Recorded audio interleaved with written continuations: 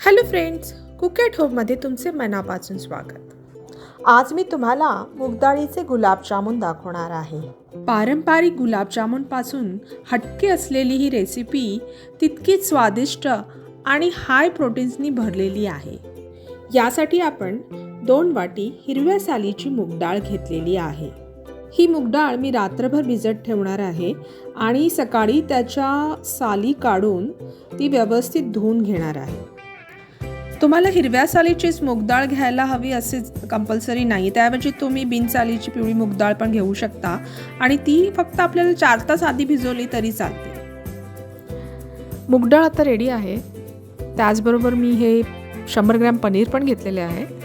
पनीर हे पारंपरिक रेसिपीमध्ये ऑप्शनल आहे, पण पनीरमुळे एक वेगळी टेस्ट येते, एक वेगळा टेक्स्चर येतो, त्यामुळे हे आवर्जून घालावे. आता हे आपण साहित्य वाटून घेणार आहोत. सर्वप्रथम आपण मूगडाळ टाकूया.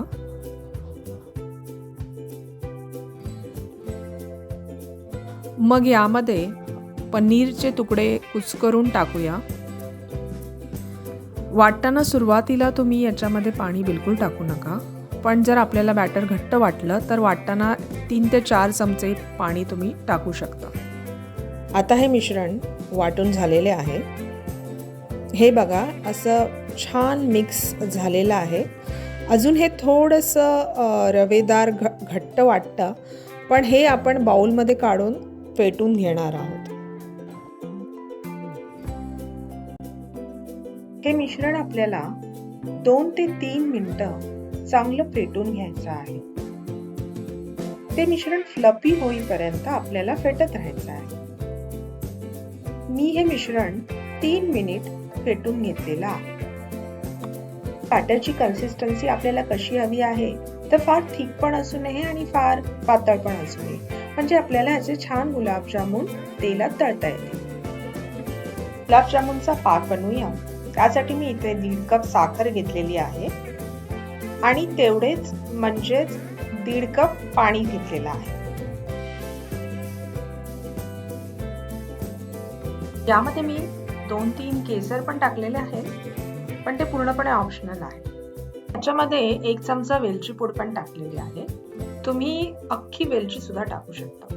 पाकामध्ये साखर पूर्णपणे विरघळली आहे. याचा आपण 1 तार 2 तार नाही काढणार आहोत.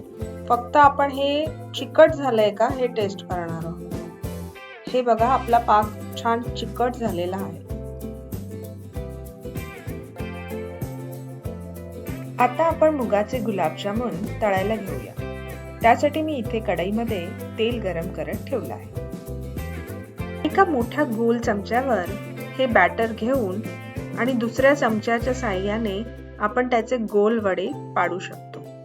लक्षात ठेवा की हे आपले इतर गुलाबजामुन सारखे एक्झॅक्ट गोल आकार होणार नाही, कारण हे मूग डाळीचे गुलाबजामुन आहे. तरी पण आपण गोलाकार चमच्याचा असा वापर करून शक्यतो गोलाकार गुलाबजामुन वडे तळण्याचा प्रयत्न करूया. हे गुलाबजामुन वडे आपण दोन्ही बाजूनी गोल्डन ब्राऊन होईपर्यंत तळून घेणार आहोत. हे बघा, यांना किती छान गोल्डन ब्राऊन कलर आलेला आहे. आता हे आपण काढून घेऊया आणि गरम गरम चाशणीमध्ये टाकूया. हे तळलेले गुलाबजामुन आपल्याला मिनिमम अर्धा तास तरी पाकामध्ये ठेवायचे आहेत, जेणेकरून ते सगळा रस शोषून घेतील. मी हे नवीन गुलाबजामुन ह्याच्यात टाकले आहेत, पण तुम्हाला एक जुना आधी केलेला गुलाबजामुन दाखवते आणि तो किती रसदार झालाय. आपले मूगडाळीचे गुलाबजामुन आता सर्विंग साठी रेडी आहेत. हे पहा किती छान फुलले आहेत आणि आतूनही ते तितके सॉफ्ट आहे. आपल्या रोजच्या माव्याच्या गुलाबजामुनला हा पौष्टिक पण तितकाच टेस्टी पर्याय आपल्याला उपलब्ध आहे. तर तुम्ही हे आवर्जून करून पहा. आणि हे गुलाबजामुन 3 ते 4 दिवस आरामात टिकतात आणि फ्रीज मध्ये ठेवल्यास ते आणखी 5-6 दिवस टिकतात. ही रेसिपी तुम्हाला आवडल्यास आमच्या चॅनलला सबस्क्राईब आणि लाईक करण्यास विसरू नका.